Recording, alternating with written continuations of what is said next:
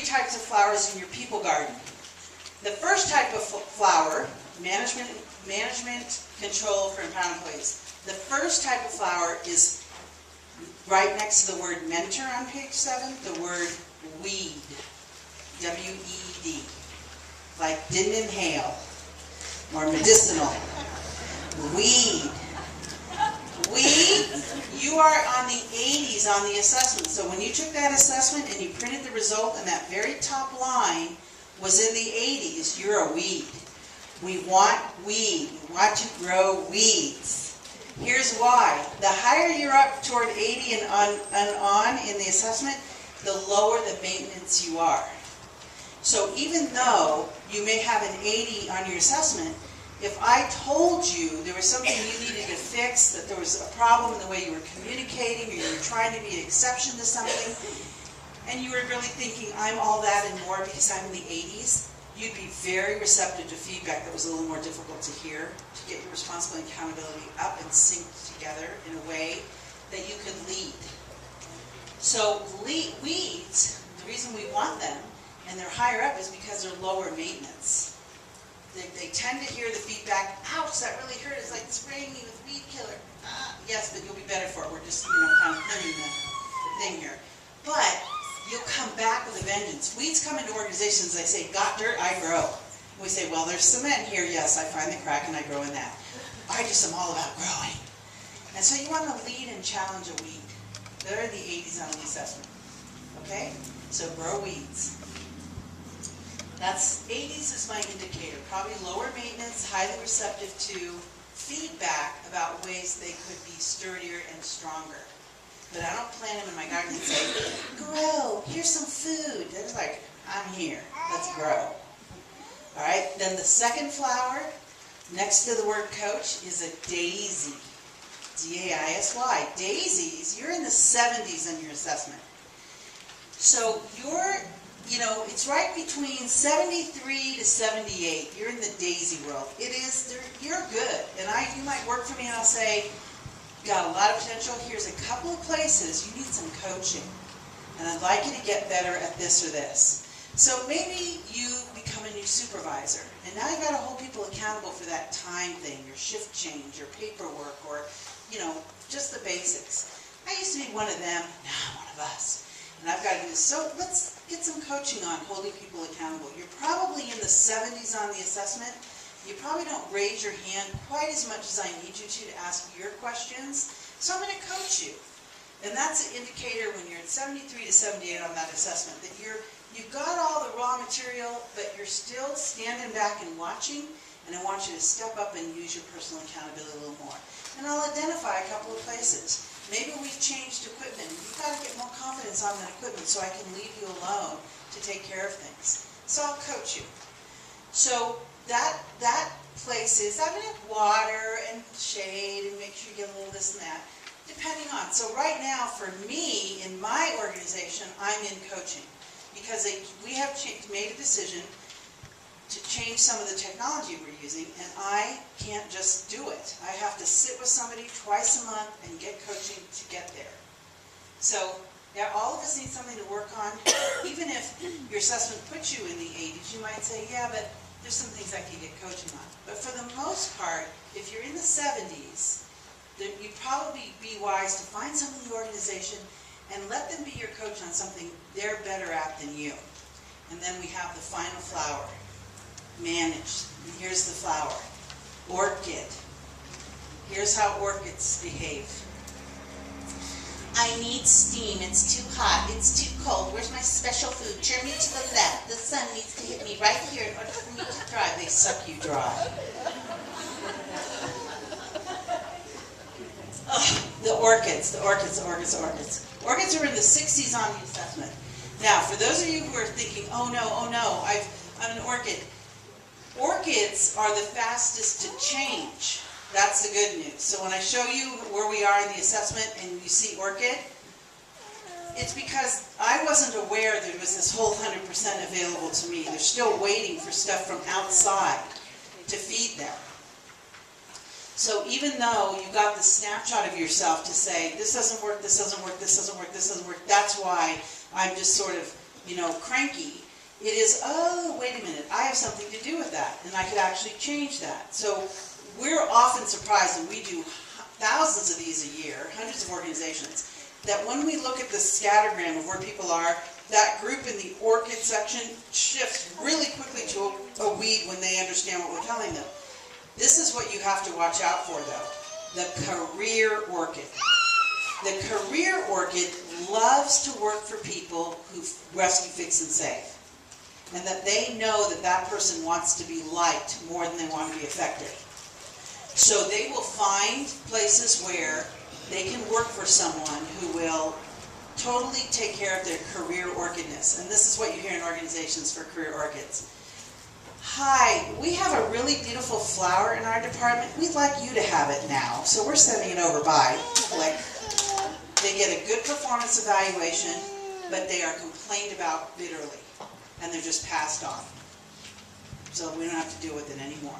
Now I know there are none in this organization. I'm just saying it happens. So be careful if you're a person who likes to rescue, fix, and save. So here's what I've given you. On the next page behind that, on page 8, to some degree, management control is necessary even when dealing with an empowered employee. Well, what are you dealing with? So my name goes in the first slot when I did this in my organization, Linda. In the coach box, there's a number 2, meaning I'm going to get coaching twice a month. You can put 3, you can put 5, but twice a month for 45 minutes I sit with my IT person and I learn the new program and what I'm working on, the plan to be competent in Visio, or to be able to do, they tease me that they don't think I know how to turn my laptop on, but I do. So we have certain things that I have to have competence in, and that's my growth plan. Someone else might be, Terry. She's actually a mentor, and what she's working on is developing online programming, which is a stretch and a challenge for her. And so she's getting a growth goal, a growth thing to work on. So we've mapped everybody. We know where they are, and we give them what they need to thrive. So people say, well, what if you have an orchid that thinks it's a weed? It's a weekend. No, that is, whenever somebody's an orchid that thinks they're a weed because they've been here so long and they know how it works and they're not letting go of control and no one else knows how to do what they're doing, they're really good clinically, but their interpersonal skills are terrible. It's like, are they meeting the expectations of the job? And if they're not, why are they there? You've really got to, again, be honest about, why don't I just say the truth about where this is? And then I can coach it or I can manage it. And if I need to manage it, I just meet with that person every single day until they can move into coaching. It just means they weren't getting what they needed to thrive. And some people need attention every single day. And that's really fine. If the job requires they do things alone, then they have to build that competence. And you can grow it. But if you judge it, they're not going to grow. Your judgment doesn't do any good. So put yourself on here, or go and map your team, or if you are a supervisor or a manager or director, and you have people that report to you, see what you're dealing with and give it what it needs to thrive. And this is another way that I just kind of keep it growing. To some degree, management control is necessary, even when dealing with an empowered employee. The more empowered, the less you need to put them in the manage box. Does that make sense? You need to lead them and give them opportunity. All right? The final question on the case study, we're back to that. The CEO is ultimately responsible for the entire situation. What did you say? Yes. Anybody disagree? Okay, if you disagree, don't be a CEO. Here's why. You're going to get treated like you are accountable for the entire situation. So if the board of directors calls and says, what's going on? We heard that people left over that last thing. And you say, oh, I had the COO, and I couldn't control what he was doing. The expectation is, oh, it doesn't matter if you can control it or not. You're answering for this. So the higher up you go, the more you answer for being accountable for what's happening. Even if you're not in the room or don't have the details, you're accountable. And here's the funny thing, in your community, when something happens at the hospital, maybe it hits the local paper or you kind of hear about it, And someone comes up to you and says, well, what happened? Like you were standing right there. And people see, no matter what department you work in, if you're wearing the logo, you're the hospital. That's just how it works. One of us is all of us. One of us is all of us. Do I want to be here? Why did I take this work, the job, the role?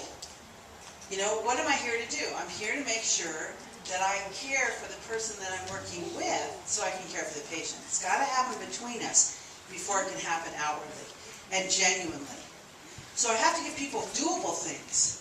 So how do we look at personal responsibility and personal accountability? And then I'll show you a couple of tools. That little exercise was just to say everyone has 100% available. Who gets clear if you're not clear? Whose responsibility is that?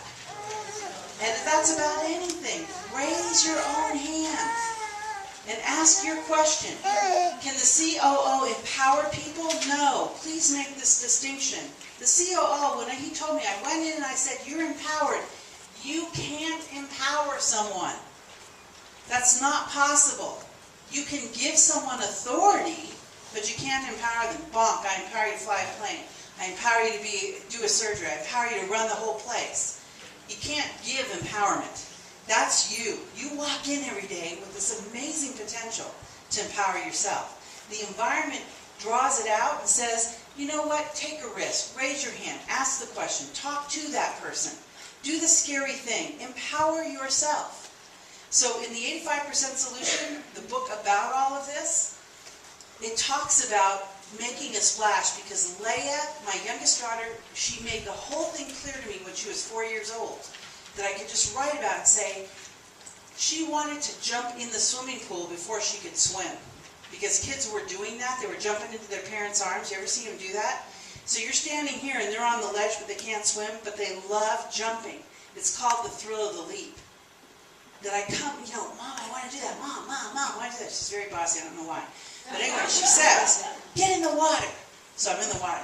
Okay, let's go. And then she doesn't jump. She kind of looks at the situation from a distance that looked fun. Like from a distance being the boss looked fun.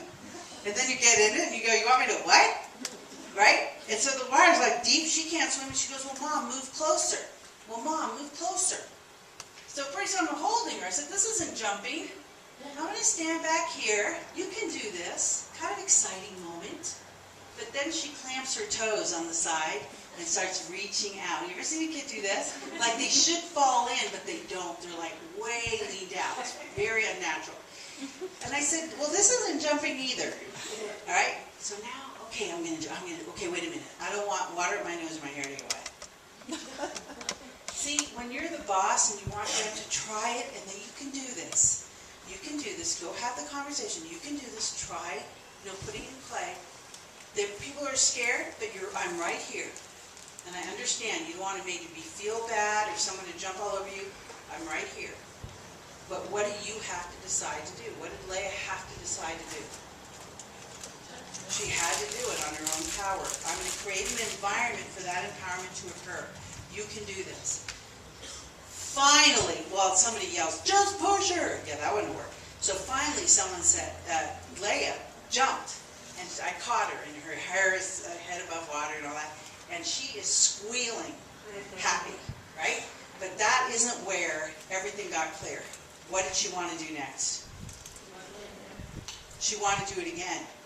What did she want me to do? Who said that? Step farther back. Yeah, exactly. Because, oh, this is just a little baby's jump. I want to, because that thrill of I did that, and how it made me feel, and I can do just a little bit more. So by the end of the first hour of this, how kids want to do it over and over. She's now standing way far back and running and jumping and slamming into me at about 40 miles an hour. So I said to my husband, she outgrew me, your turn. See, what happens when you commit to other people being successful and you let that risk happen, you let them learn and grow, they can outgrow you. And when you need the job and you want it done your way and you get really fixated on me, you stop caring about them. And so you've got to be able to say, you know what, you know the technology better, you went back to school, you learned, you grew, you developed, you're going to outgrow me. That's a risk you run. When I say to my husband, really, this is not productive for me to be standing here and getting punched, at 40 miles an hour. And I have to know when that's my time to move, or to grow, or to do something. But to hold on so that no one else can bypass you because you want your job and you want to keep it more than you want to do it, punishes everybody. It's tough, but it's part of the process. What I want for you to do is create not being needed in the job you're in, so you can go on to the next thing, and that group can come behind. When you rescue, fix, and save, you're not growing the organization. You're just taking care of you. So, the opportunity for all of us is create an environment of empowerment, be accountable to our role, know that control stifles empowerment, tell people what's negotiable and what's not, and get very, very clear. This isn't a suggestion, it's a requirement, and there will be a consequence if it's not met. I need you to forward on this one. It's where it gets stuck to 5.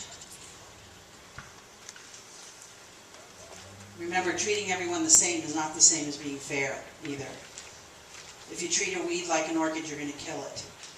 Treating everyone the same is not the same as being fair. Say, when Mary does that, you just tell Mary it's okay, but when I do it, you have to sit down and you have to write it up. And I said, let me tell you why I do that. I like Mary better than you.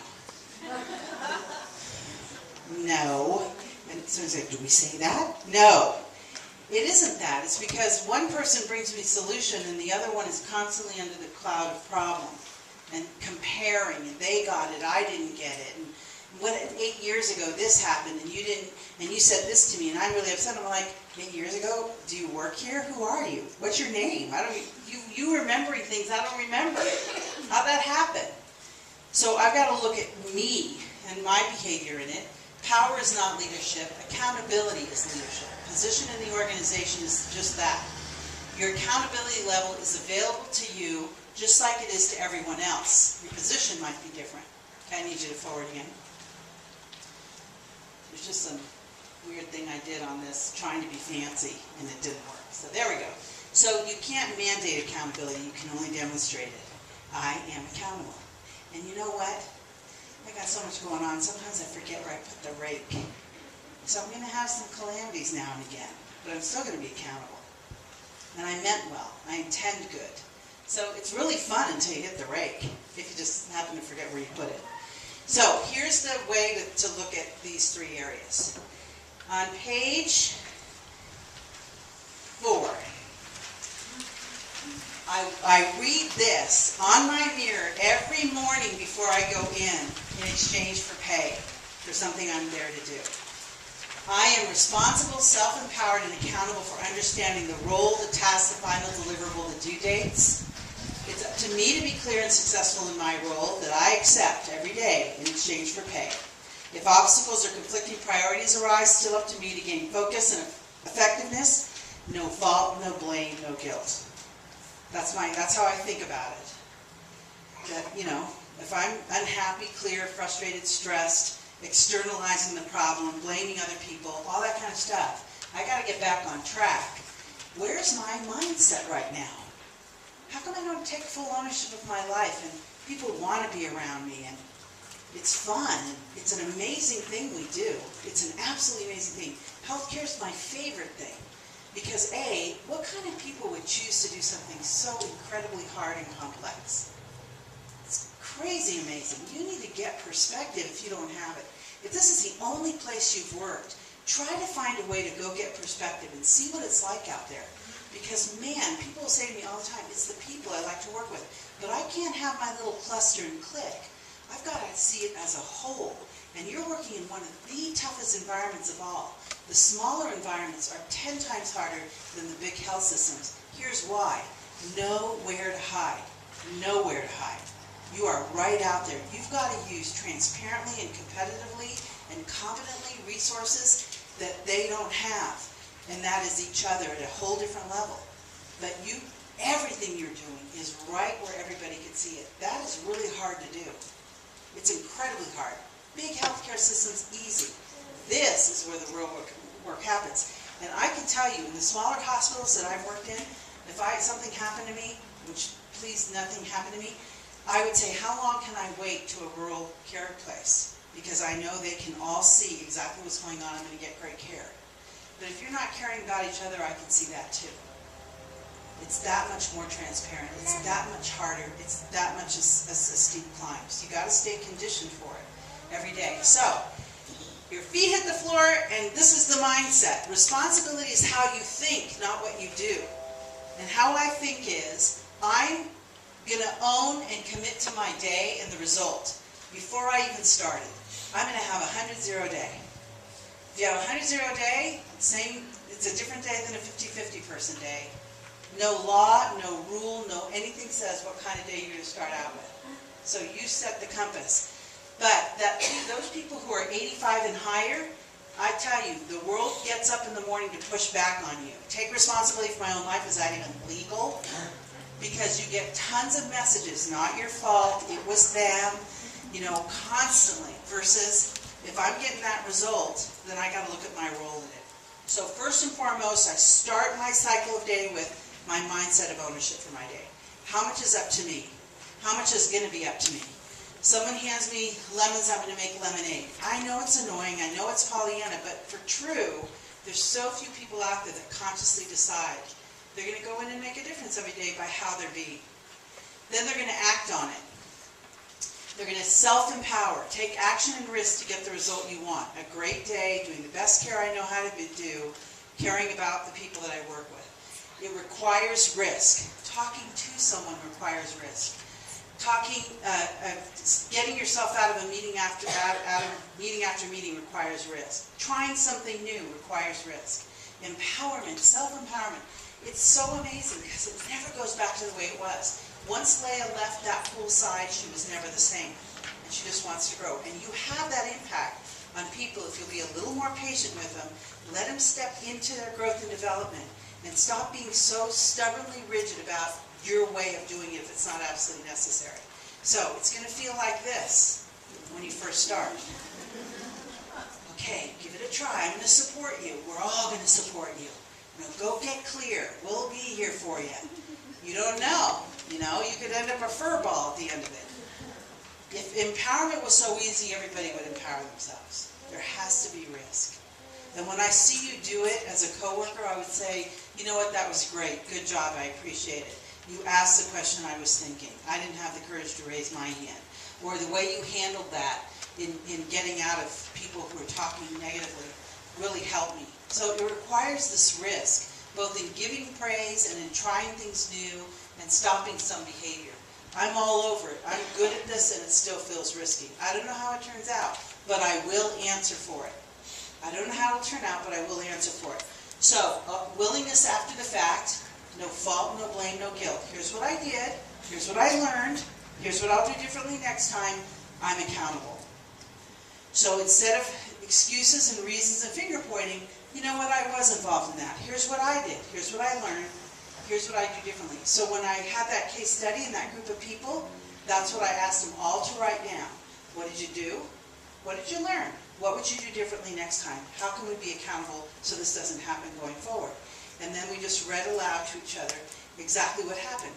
So I gave you that form called Looking Back, and it's in your handout on page 6.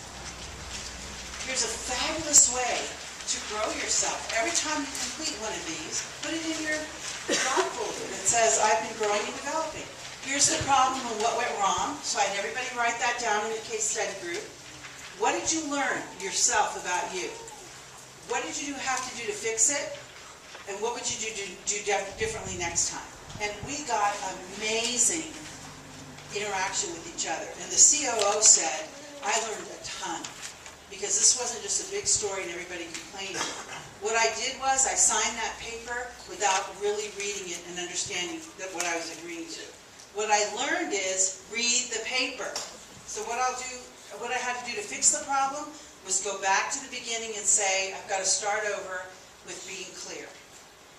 Anything. So as you're here and people are working for you and they run into a problem, if they came to you and said, why you were gone, here's what the problem was, here's what went wrong, here's what I learned in the process of taking care of it, here's what I had to do to fix it, and here's how I'll be accountable, or what I would do differently next time. Wouldn't you love people to report to you that way, instead of telling you the story of what happened and who did what?